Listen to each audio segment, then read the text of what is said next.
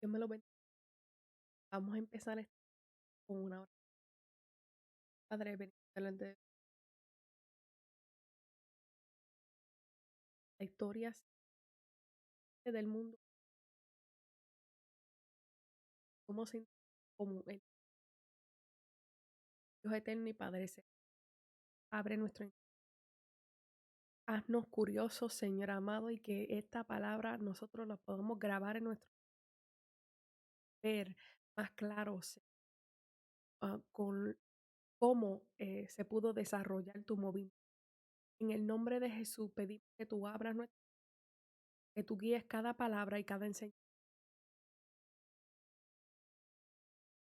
Vamos a estar hablando en esta mañana de lo que es la Iglesia Imperial. Ahora, esto es muy importante ya que vamos a que desde Constantino en adelante hay un enlace en lo que es la Iglesia, eh, el Imperio Romano. Es muy importante nosotros poder reconocer que parte del desarrollo de la Iglesia, tal como nosotros la conocemos ahora, tiene que ver con todo su historia y cómo eh, los momentos en la historia han cambiado ciertas facetas de lo que es la iglesia. Ahora, en la última clase nosotros habíamos hablado sobre Constantino, sobre eh, la manera en la cual Constantino se dejó utilizar para hacer alianza con la iglesia del Señor. Se dice que en 313 después de Cristo, en el año 313 después de Cristo, él escribió lo que se llama el Edicto de Tolerancia. La personalidad de Constantino, él era bien mellow, bien tolerante. Él no quería cambiar la gente a la mala, sino que él iba al paso. Y por eso se había ganado mucha.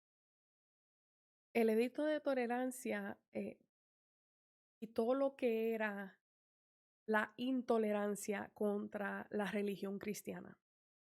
Y hasta ese punto era ilegal practicar. Con este edicto que firmó y instaló Constantino, podemos ver que llegaron a fin de las persecuciones de las iglesias cristianas. Y él creó una alianza con el movimiento cristiano.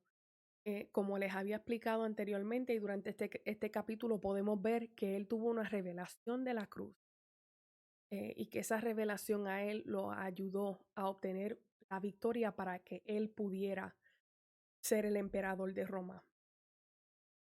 De la manera que funcionaba en aquel entonces era que los emperadores, después que morían o alguien los asesinaban, siempre alguien los asesinaba, eh, los grupos que tenían más personas y estaban más fuertes para la batalla, ellos elegían a alguien que saliera. Este es el que nosotros queremos que sea emperador y este otro. Bueno, y en aquel momento, cuando falleció el que estaba anterior de Constantino, eh, dije, ellos dijeron, nosotros queremos a Constantino, y los opuestos sacaron el de ellos y pelearon ambos. Y cuando Constantino tuvo esa revelación de la cruz, él salió con la victoria en contra de el que le estaba retando a él para ser emperador. Ahora, podemos ver que muchas cosas bonitas surgen de la alianza entre la iglesia y el imperio. Podemos ver que Constantino le da protecciones a los cristianos que antes no tenían. Podemos ver que Constantino empieza lo que es la restauración de los edificios y de las casas de adoración.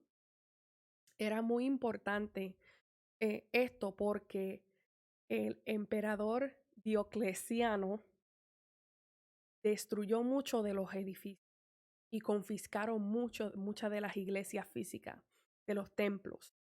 eh, para poder controlar y prevenir lo que era la adoración hacia ese Dios de los cristianos. podemos ver que durante todo esto se surge un movimiento donde se populariza lo que era ser cristiano, porque el emperador de ese momento había demostrado favor, ¿verdad? Y le había ayudado donando dinero para poder restaurar edificios y ayudar al movimiento cristiano a crecer. So, se vio obviamente que el emperador tenía una inclinación hacia lo que era el cristianismo.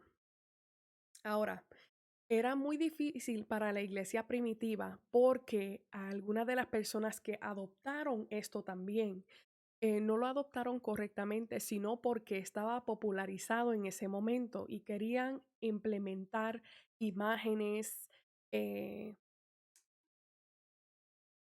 lo que eran los santos, adoración a la Virgen, eh, para mezclar eso con lo que era el servicio cristiano. Ahora, la iglesia primitiva le oía completamente a lo que era la idolatría. Ellos no querían nada que ver con la idolatría. Y reconocemos que al principio se le hizo un poquito más fácil ellos separarse de todo aquello que los demás querían meter en el servicio cristiano. Pero ya cuando vemos que se va popularizando el movimiento cristiano a través de la inclinación del emperador, porque van a haber muchas personas que dicen que Constantino era un emperador cristiano. Mi opinión personal era que Constantino había reconocido el beneficio entre una alianza con el movimiento cristiano. No necesariamente que él profesaba que Cristo era su Salvador, sino que él entendía que el Dios de los cristianos era un Dios diferente y que le había garantizado una victoria súper importante en su vida y que debido a esto él estaba endeudado con este Dios. Ahora, podemos ver que se populariza lo que es el movimiento cristiano y los cristianos y sus templos se centran en las ciudades. Y ahora lo que es la adoración idólatra, lo que era el paganismo, se practica más en los campos. Entonces se va centralizando lo que es el movimiento cristiano y se va esparciendo lo que es el movimiento pagano. Nosotros utilizamos la palabra pagana y es muy interesante porque la palabra pagano significa morador del campo. Y ahora esa palabra queda sinónimo con una persona que adora otros dioses que no son el Dios de nosotros. Pero podemos ver que lentamente a lo que se va centralizando ese movimiento cristiano va cogiendo favor con lo que es el imperio romano. Vemos que hay muchas donaciones que llegan, hay personas que se acercan a lo que es ese movimiento porque querían ser parte de, ya que el emperador había favorizado este movimiento y había empezado a influenciar y a empujar este movimiento. Eh, los demás, por razones muchas veces políticas y sociales, quisieran añadirse a ese movimiento. Vemos que la iglesia se empieza a desarrollar, porque antes cuando estaban pobres y tenían que adorar donde se podían reunir, no tenían tanto problema de manejar bienes así como tal, pero empezó a entrar dinero de personas haciendo donaciones, personas queriendo aportar a lo que era esta obra, y vemos que la iglesia se comenzó a desarrollar de tal manera que se convirtió en otro poder político y social más. Vemos que el liderato de la iglesia, su estación cambió. Ellos comenzaron a ocupar una estación más importante social y política por su posición en la iglesia. Y eso va a causar problemas un poquito más de adelante cuando veamos en la clase. Es muy importante que nosotros podamos entender que no podemos separar la historia del mundo de la historia de la iglesia, porque en este momento tenemos un imperio romano que estaba por todos lados. que había adoptado lo que era eh, el movimiento cristiano y lo estaba perpetuando. Ahora, vemos que hay resultados buenos, ¿verdad? En popularizar eh, el movimiento. Vemos que ya no se crucificaba. Constantino había adoptado la cruz como símbolo de su ejército, ya porque en esa primera batalla que él tuvo para obtener el título de emperador, él vio una cruz iluminada con una frase. Y esa revelación lo llevó a él a sentirse seguro y obtener la victoria.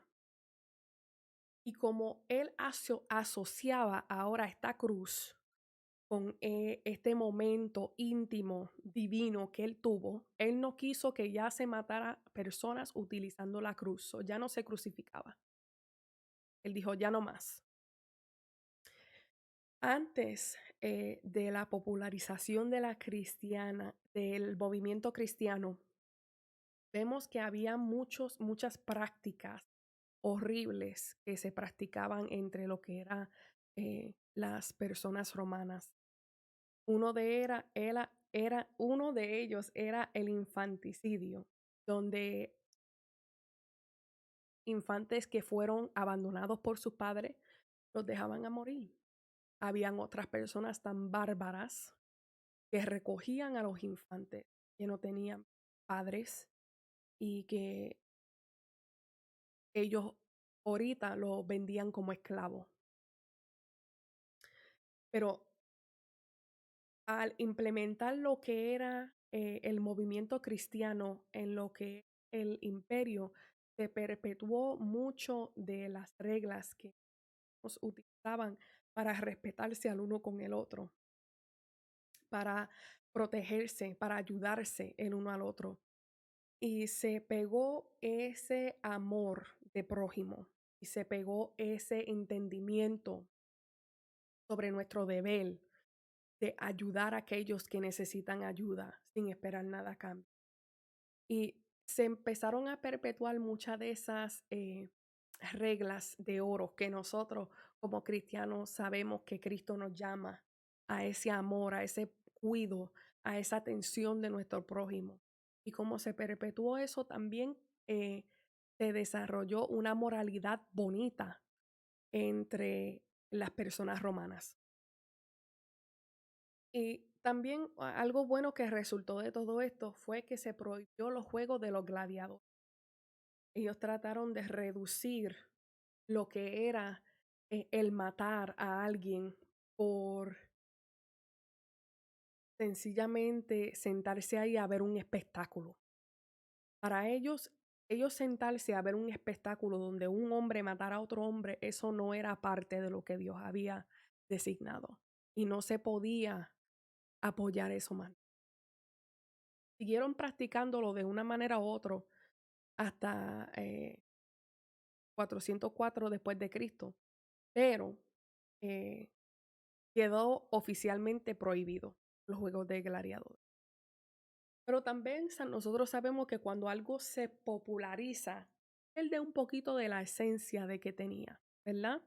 Hay muchas personas que lo quieren practicar de su manera, que quieren añadir, que quieren sacar, que quieren cambiar, que quieren reestructurar diferentes cosas. Y podemos ver que cuando se populariza lo que es el movimiento cristiano, hay muchos resultados malos también. La iglesia ya no es un lugar donde hay un compañerismo y un mover del Espíritu Santo, sino que ahora se convierte en una plataforma de lanzamiento social y político. Habían personas que solamente querían obtener eh, posición en la iglesia cristiana porque sabían que esa posición en la iglesia cristiana venía con beneficios sociales y políticos. La esencia de querer ser parte y servir genuinamente ya no estaba. Había lo que era el deseo de seguir subiendo, de seguir subiendo en estación. Y muchas de esas personas se añadieron al movimiento cristiano, pero no porque querían de Cristo, sino porque querían algo. para beneficiarse ellos en el movimiento cristiano. También vemos que hubo un cambio en los servicios. Los romanos, ellos estaban acostumbrados a unos servicios ostentosos para sus dioses antiguos. Eh, y ellos no entendían cómo, ¿verdad? Los cristianos eran tan sencillos en su servicio a su Dios. Ocurrieron servicios donde se implementó un poquito eh, de ese espíritu ostentoso, pero sin el Espíritu Santo, sin ese mover.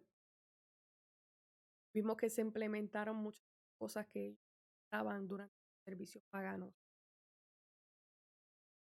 La ropa de los sacerdotes fue diferente, de la manera que ellos decoraban las iglesias.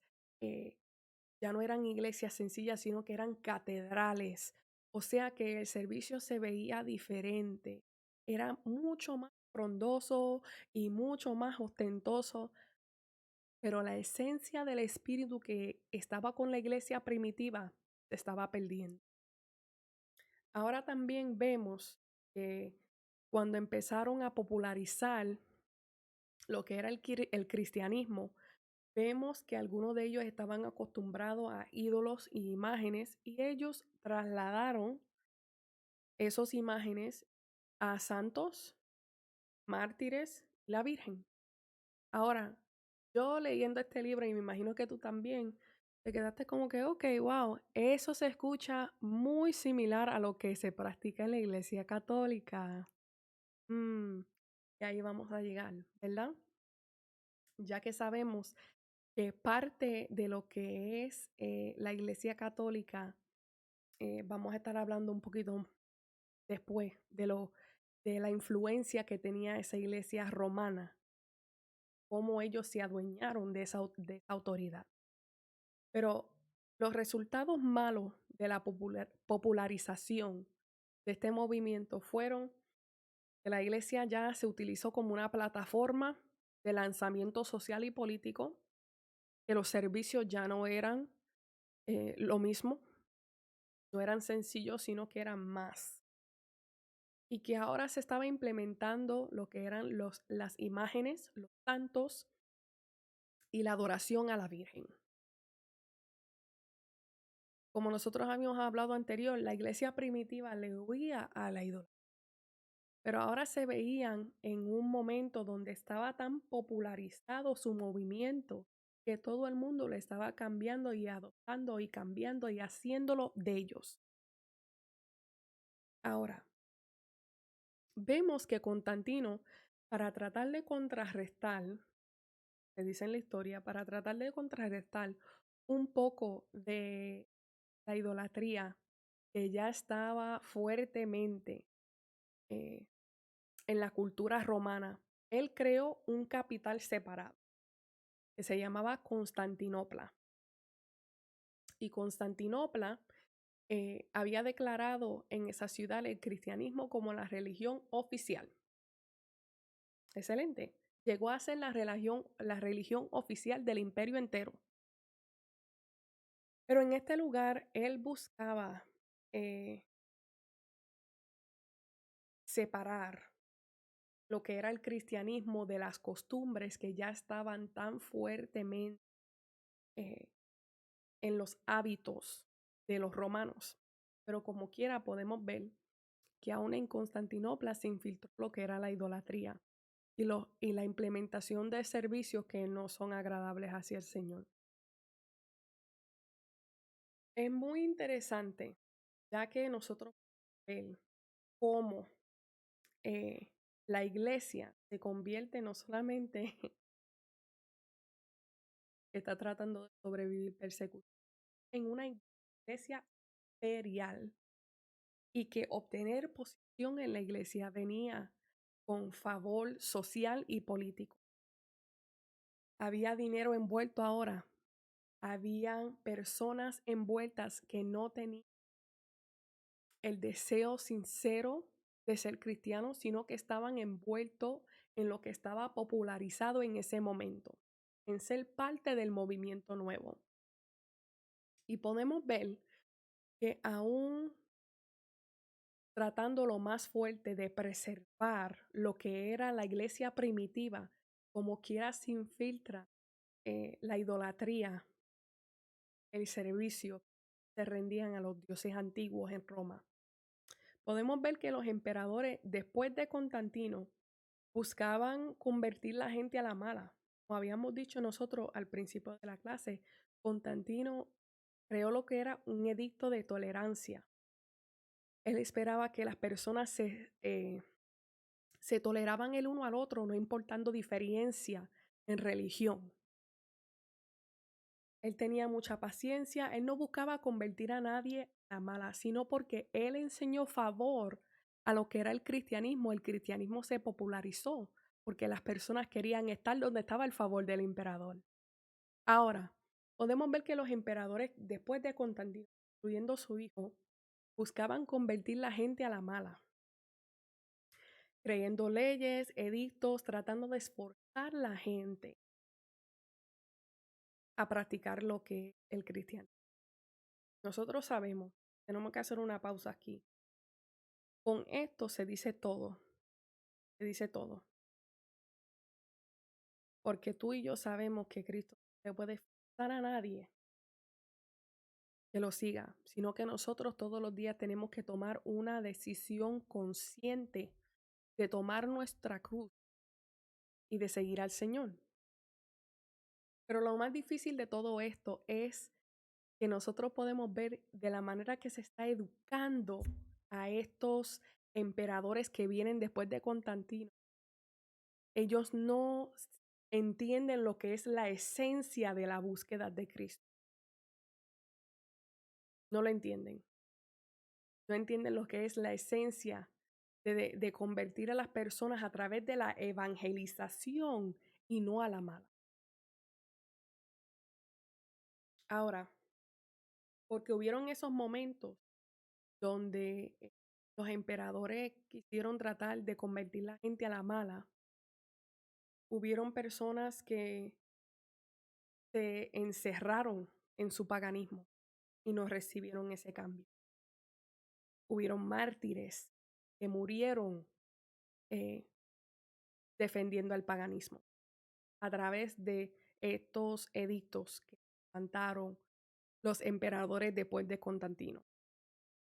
Esto es muy importante y te da mucho que pensar porque nosotros entendemos que para poder servirle al Señor se tiene que hacer de corazón, tiene que haber una renovación de mente. Y los emperadores después de Constantino cometían los mismos errores que los emperadores antiguos, que querían a la mala que la gente hiciera lo que ellos desearon que ellos hicieran. Ya ese punto no era una dedicación hacia el Señor, porque Constantino, aunque en alguna de sus comportamientos y en su hablar nunca se profesó al principio de su caminar como emperador, como cristiano, pero él tuvo una relación donde él tuvo una revelación personal con Dios. Y esa revelación personal con Dios lo llevó a él a darle favor al movimiento cristiano. Ahora podemos ver que estos emperadores que venían después de él no tuvieron esos momentos de revelación personal y de intimidad con el Señor, porque es imposible que tú me digas a mí que un emperador tenga ese momento de intimidad, de revelación con el Señor, pero que siga tratando de implementar lo que es la adoración a la fuerza. Imposible. Ahora, podemos ver que después de Constantino y después que ocurren más movimientos entre los emperadores, que empiezan a ocurrir divisiones entre los creyentes y entre los líderes, podemos ver que un presbítero llamado Ario no creía en en la deidad de Cristo.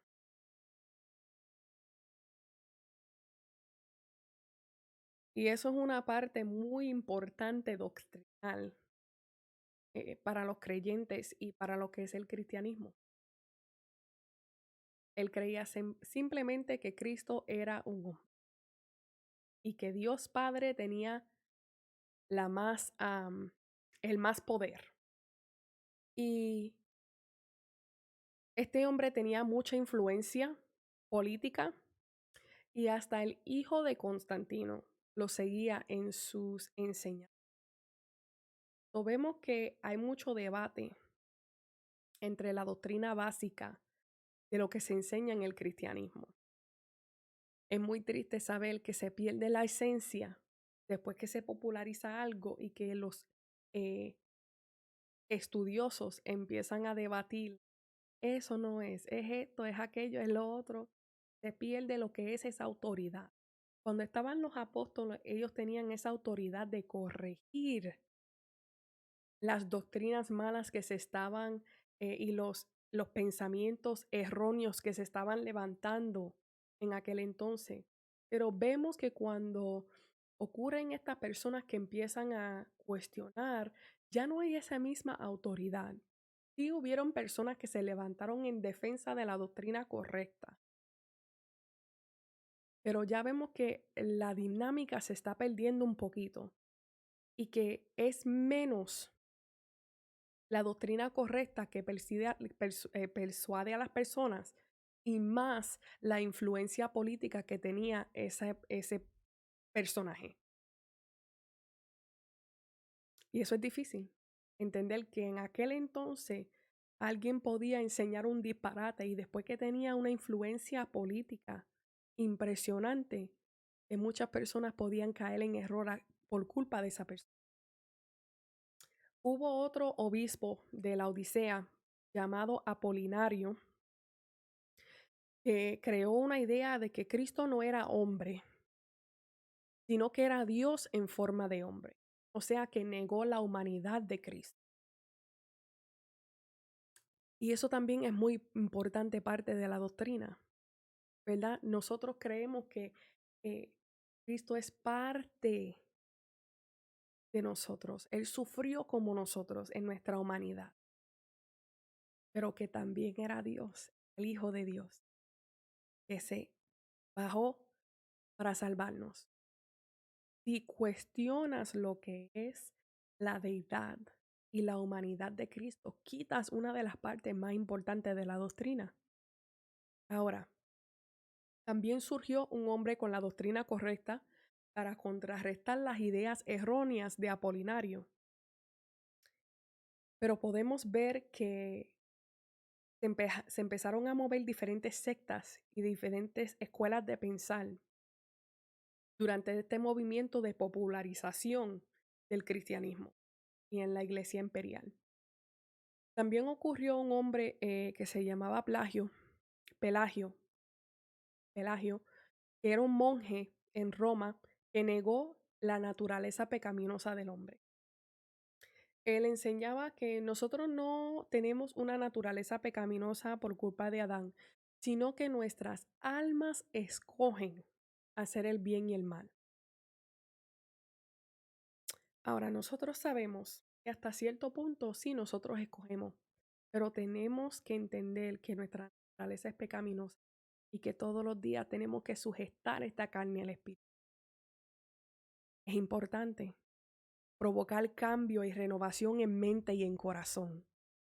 Eso lo dice el apóstol Pablo por todas las cartas. Esa renovación de mente es lo que nos separa a nosotros de aquellas personas que no tienen un cambio que le va a dar la vida eterna.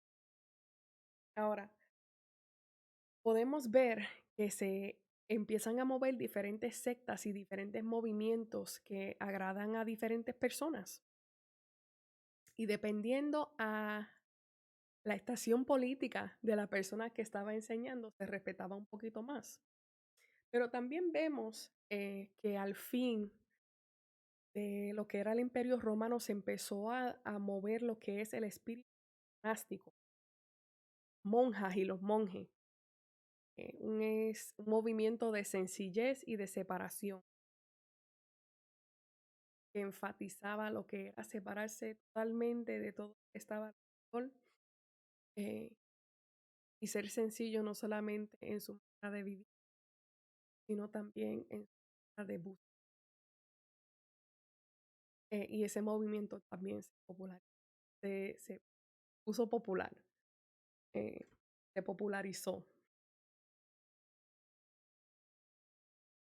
Pero a través de todo esto podemos ver que sigue perpetuado el cristianismo como la religión oficial romano, aún con diferentes versiones, quizás pervertido, de la manera que no era el mismo movimiento de la iglesia primitiva, sino que había muchas escuelas de pensar, muchas cosas, pero que sobre todo se reconocía como eh, el movimiento principal del Imperio Romano.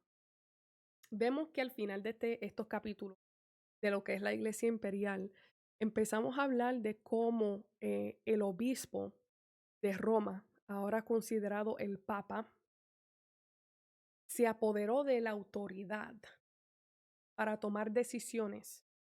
Se preguntaba, bueno, ¿quién va a ser la persona que maneja a los obispos, verdad? Como si nosotros dijéramos, bueno, ¿quién va a estar encima de los pastores? Son los presidentes de concilio. So, ellos estaban buscando cómo organizarse para tener una autoridad, que esa autoridad tuviera la oportunidad de corregir doctrinas incorrectas y de corregir personas que estaban fuera de base, fuera de comunión. Ahora, en Roma, ellos se sentían que tenían la mayor autoridad porque fueron fundados por dos apóstoles, por Pedro primeramente y por Pablo. Y de ahí surge la idea de que el primer papa fue el apóstol Pedro. Ellos hacen el argumento de que como ellos fueron fundados por los apóstoles, ellos tenían la autoridad máxima y se respetaban entre otros obispos y otras ciudades como la autoridad principal sobre lo que era el movimiento cristiano. Y vamos a ver cómo va cambiando de decir somos la autoridad principal a cambiar completamente lo que es la doctrina del cristianismo. En el próximo capítulo vamos a estudiar cómo se desarrolló el papado y cómo llegamos a tener lo que es el movimiento cristiano, donde nosotros hoy en día, y lo que es el movimiento católico, y cómo surgió esa diferencia después de la popularización del movimiento cristiano. Pero ya no podemos dudar cómo la historia mundial se mezcla con la historia de la iglesia. Y surgieron muchas cosas bonitas después que se adoptó el cristianismo como la religión oficial, pero también tuvo unos resultados muy malos.